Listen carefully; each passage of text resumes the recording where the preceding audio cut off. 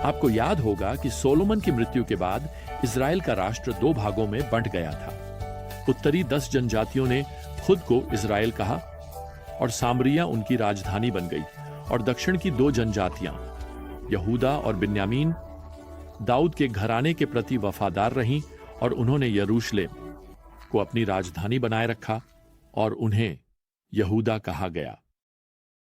अब जब यशायाह यरूशलेम में प्रचार कर रहे हैं तो राष्ट्र में यह विभाजन लगभग 200 साल पुराना है। अब जब हम यशायाह के अध्याय 7 पर पहुंचते हैं तो यहूदा की स्थिति घबराहट और आतंक की है। असीरिया का साम्राज्य अधिक से अधिक आक्रामक होता जा रहा है और सच कहें तो वे इजराइल और यहूदा के क्षेत्र को चाहते हैं।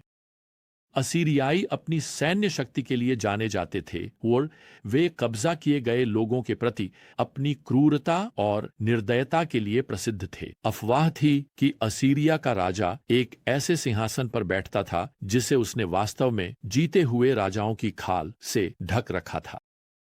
तो इजराइल राष्ट्र 10 उत्तरी जनजातियां ने अपने पड़ोसी सीरिया के साथ एक गठबंधन बनाया और अब वे चाहते हैं कि यहूदा भी उनके साथ शामिल हो जाए, इस उम्मीद में कि वे मिलकर इस क्रूर सीरियाई सेना को हरा सकें।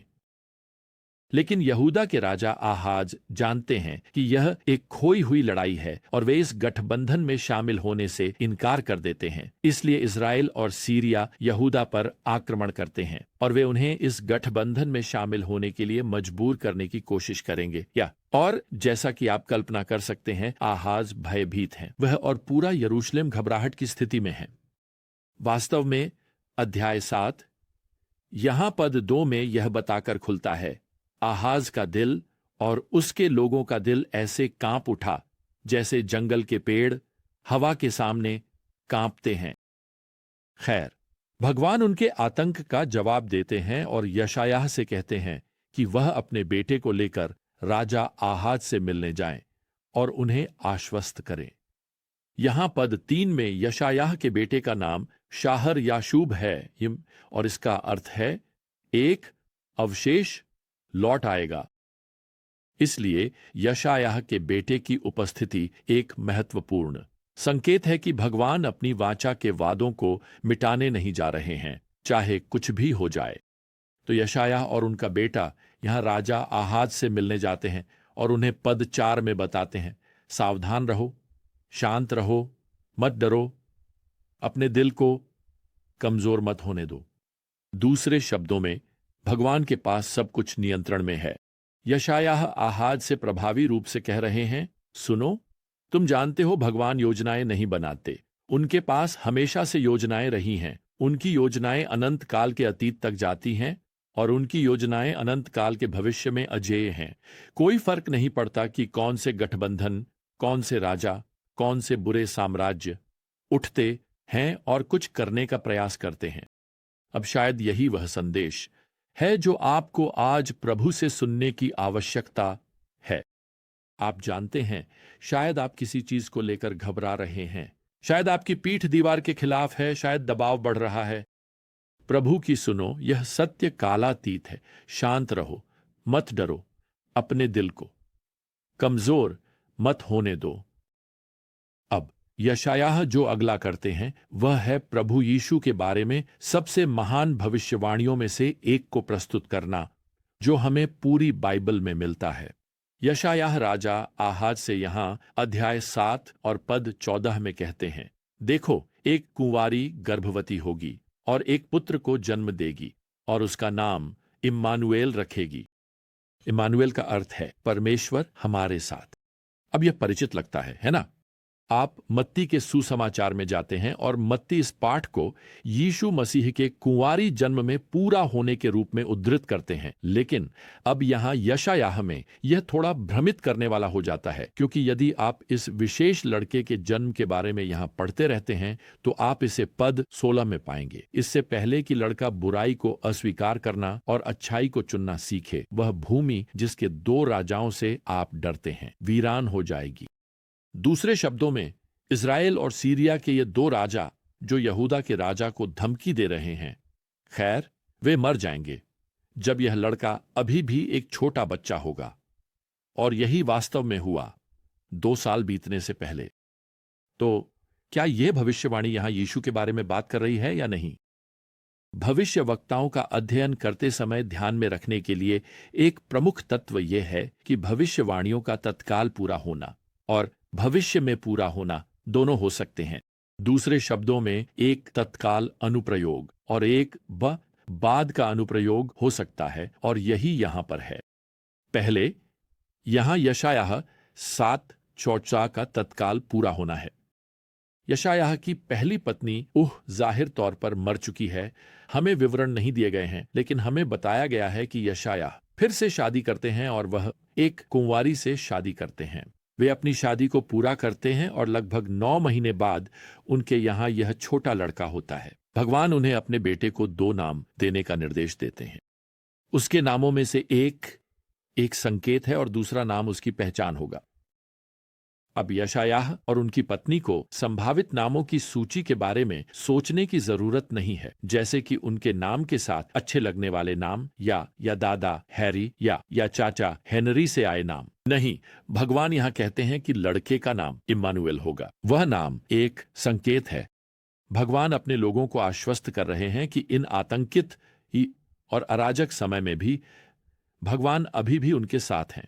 फिर अध्याय 8 में हमें उसकी पहचान दी जाती है, अर्थात उसका औपचारिक नाम। और यहां भी यशायाह 3री आयत में लिखते हैं, और मैं भविष्यवक्त्री के पास गया, यह उनकी पत्नी है, और उसने गर्भ धारण किया और एक पुत्र को जन्म दिया।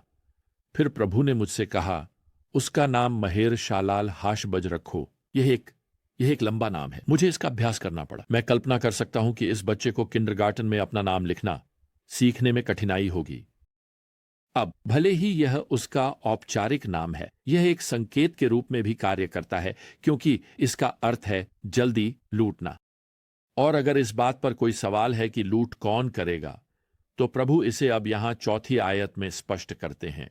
असीरिया इज़राइल और सीरिया के राजाओं को जल्दी लूटने वाला है।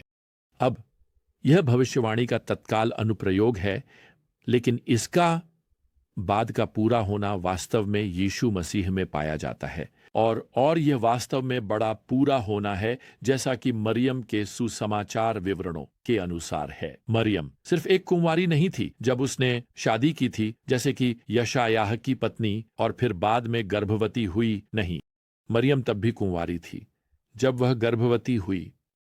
मत्ती इस पाठ का उपयोग यशायाह से इसके अधिक चमत्कारी अर्थ में करता है।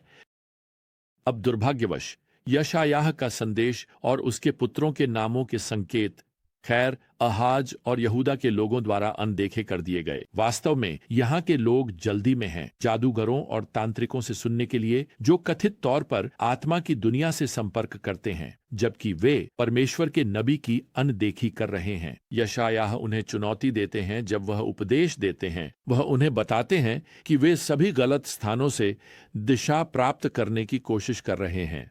वास्तव में वह यहाँ अध्याय 8 के पद 19 में कहते हैं कि वे माध्यमों और मृतकों से संपर्क करने वालों से पूछताछ करते हैं, जो चहचहाते, बो और की बड़बड़ाते हैं। दूसरे शब्दों में, वे उन लोगों के पास जा रहे हैं जो कथित तौर पर मृतकों से संपर्क करते हैं और अपनी छोटी चहचहाती संदेश देते हैं, जो उनके दर्शकों को धोखा देते हैं। वे उन तांत्रिकों के पास जा रहे हैं जो सितारों को पढ़ रहे हैं। और मुझे आपको कुछ बताने दीजिए प्रिय, आज तक ज्यादा कुछ नहीं बदला है। लाखों लोग हर दिन अपने राशिफल देख रहे हैं। वे आध्यात्मिक मार्गदर्शकों से बात कर रहे हैं जिनका परमेश्वर के वचन से कोई लेना देना नहीं है, और वे झूठे धोखेबाज हैं। मैंने एक विश्वासी के बारे में पढ़ा जिसे एक भविष्यवक्ता द्वारा दबाव डाला जा रहा था, जिसने उससे वादा किया था कि अगर वह उसे कुछ पैसे देगा तो वह उसका भविष्य बताएगी। और उसने उससे कहा, तुम मेरा मतलब है कि तुम मुझे बता सकती हो कि मैं कल इसी समय क्या कर रहा होऊंगा? और उसने कहा, बिल्कुल। और उसने कहा, ठीक है, मैं तुम्हें बताता हूं। मैं तुम्हें 2 गुना भुगतान करूंगा अगर तुम मुझे बता सको कि मैं कल इसी समय क्या कर रहा था। खैर, इससे बातचीत समाप्त हो गई। अब यशायाह लोगों को चुनौती देते हैं कि वे यहां पद 20 में परमेश्वर के वचन की ओर लौटें, शिक्षा की ओर, गवाही की ओर लौटें। यदि वे अर्थात आध्यात्मिक सलाहकार इस वचन के अनुसार नहीं बोलेंगे तो इसका कारण यह है कि उनके पास कोई भोर नहीं है, अर्थात उनके पास कोई प्रकाश नहीं है। पद 22 जोड़ता है, वे घने अंधकार में धकेल दिए जाएंगे। और यही होता है जब आप भोर सुसमाचार के प्रकाश परमेश्वर के वचन की उपेक्षा करते हैं। आप अविश्वास के घने अंधकार में चलने लगेंगे। अब इसके साथ यशायाह अध्याय 9 में प्रभु यीशु की ओर अद्भुत भविष्यवाणियां प्रस्तुत करते हैं। खैर, वहीं से हम इसे उठाएंगे प्रभु की इच्छा से हमारी ज्ञान यात्रा में अगली बार। तब तक प्रियजनों, प्रभु यीशु मसीह की कृपा और परमेश्वर का प्रेम और पवित्र आत्मा की संगति आप सभी के साथ हो। आमीन।